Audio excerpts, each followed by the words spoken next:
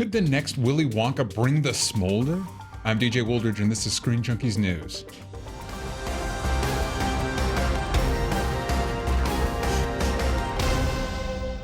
Today's episode is brought to you by the new Samsung Chromebook Plus, the first Chromebook made for Google Play.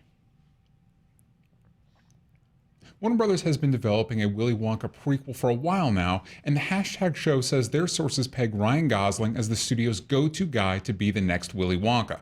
Reports are that the film will focus on Wonka meeting and saving the Oompa Loompas from the dangerous Loompa Land, which it would kind of have to be because that's the only real backstory the books have ever given us about Wonka. Is Gosling right for the part, and do we even need a Wonka prequel in the first place? There's no earthly way of knowing which direction they are going, but that's not going to stop me and Dan Merle from trying to figure it out. Hello, Dan. Hi, DJ. So are you excited for a Willy Wonka prequel? No. Okay. No, not particularly. Why? Yeah. It's got Pan, and this is the same studio. It's Warner Brothers. Yeah. It's got Pan written all over it. I think Pan was another movie that they did.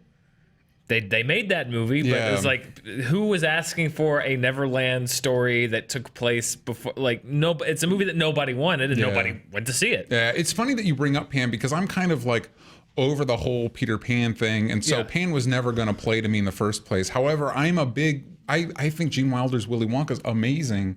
Yeah, and I don't need to see this. No, Gene Wilder's Willy Wonka is amazing, and it will always be amazing. It's.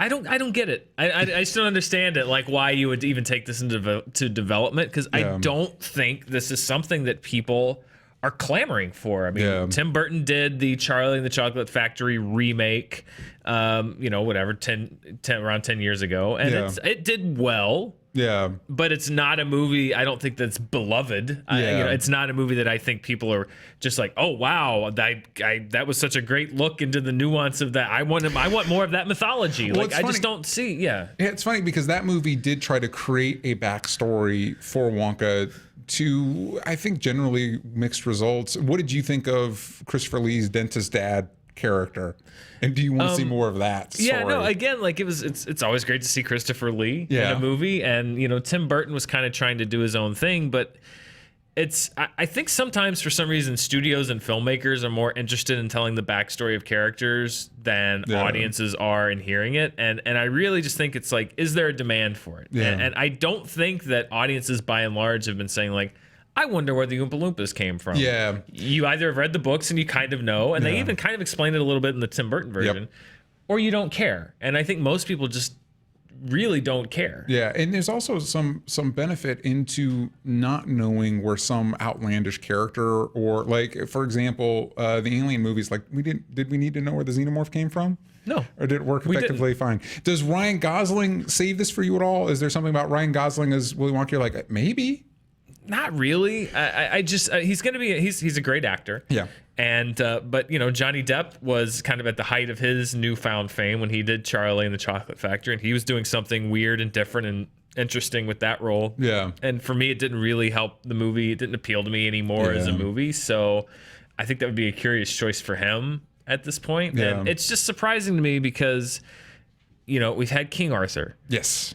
That came out, a movie that nobody really asked for, and it bombed. Yeah. And these kind of mythology movies keep coming out, and Pan and things like that nobody go to see. And I get why for a while you're oh, it's all franchise, and I get for 5 years you're gonna have this backlog of projects and things well, we already have this King Arthur movie that's $80 million into development, so we have to do it at this point. But why would you continue to put these kind of projects in development when statistically, I mean, Pirates of the Caribbean is having a hard time finding an audience, at least in the US. Transformers is having a hard time finding an audience, or at least is dipping significantly even overseas, which is where they make. So why would you continue to do this? It's just kind of mind-boggling to me that there's still this think of just every franchise needs 8 movies and everyone will go to see them. That's not true. It's just financially and factually not true. So maybe start changing direction. Yeah. Do you think they'll go, since Ryan Gosling's coming off of La La Land, singing, dancing, everything, do you think they'll try, there's a slight musical element to the Gene Wilder's Willy Wonka. Do you think they'll try and reintroduce that here? Possibly. I mean, I think that La La Land wasn't the kind of fantastical type of thing that Willy Wonka was. Yeah. As far as like, Gene Wilder's performance was so unhinged, and La La Land was so kind of realistic, and I think that's why Gosling worked so well. Was like he wasn't doing a showman thing in that movie. It was a very kind of lower key, toned down performance. So even with the musical background, I don't see it. Maybe in 4 years or whatever, this movie will come out and it'll be great, and I'll be proven wrong. But just from a conceptual standpoint, I'm just not seeing really anything about this. Yeah. I don't know. That doesn't work for me. What do you think it could be? I mean, maybe even more specifically, is there a version of this that you think could work that would like get you in? I mean, I guess with the right team, there's a version of anything that could work. I mean, Bill and Ted's Excellent Adventure is a dumb idea on paper, but they got a good team that, people still talk about that movie even now. I mean, obviously that connects to my generation, but even stuff, you see weird ideas work all the time. So obviously there's an idea. A great movie can be made out of anything. You just have to get the right people. Having said that, this has a lot stacked against it going up as far as just like public goodwill and franchise fatigue, and just the concept of just like, who is this? Even if Pan had been great, I think it would have had a hard time finding an audience, because it's so hard to sell that concept of, it's everything before what you like. It's what you like, but just not that before, but it's before that. And that was kind of like what kind of initially made me cold about Gotham. It's like, hey, all that cool stuff you love about Batman? You're not going to see any of it. You're not going to see any of that. Well, then why is this happening? And I think that might be one of the reasons why Gotham is a show that has kind of had trouble, and I've watched it. It had trouble finding its footing, because it couldn't figure out, do I want to be a gritty cop show about Gotham City? Or do I want to be the Batman villain of the week show? And it's so hard to, when you're doing that, and this is kind of the same thing as far as like a prequel, and what characters do you put in? What characters do you not put in? What nods to the original do you put in? What nods do you not put in? Do you connect it to the Gene Wilder one, or do you connect it to the Tim Burton one, or do you connect it to the none of the above? This is our third Wonkaverse movie. Exactly. It's just, I don't know. I think it's, it's theoretical at this point, and I'm hoping that, if Warner Brothers decides to move forward with this, that they're going to do some very heavy research and figure out, okay, this is good, because they have to know that for this to fly, it's going to have to be really innovative and original and great.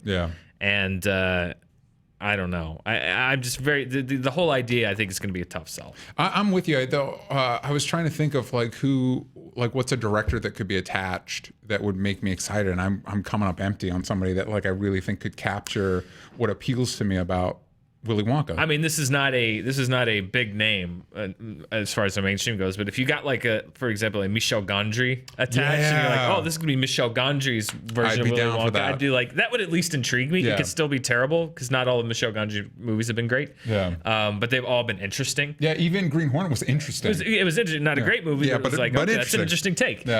So if they do go that direction, and they're like, okay, we're going to get a really artsy director, and this is not going to be a $200 million budget, it's going to be a $25 million budget, then I might kind of perk up and go like, oh, okay. And I think there's nothing wrong with that. Like, we're seeing it now with Baby Driver. That was a movie that was budgeted about $35 million.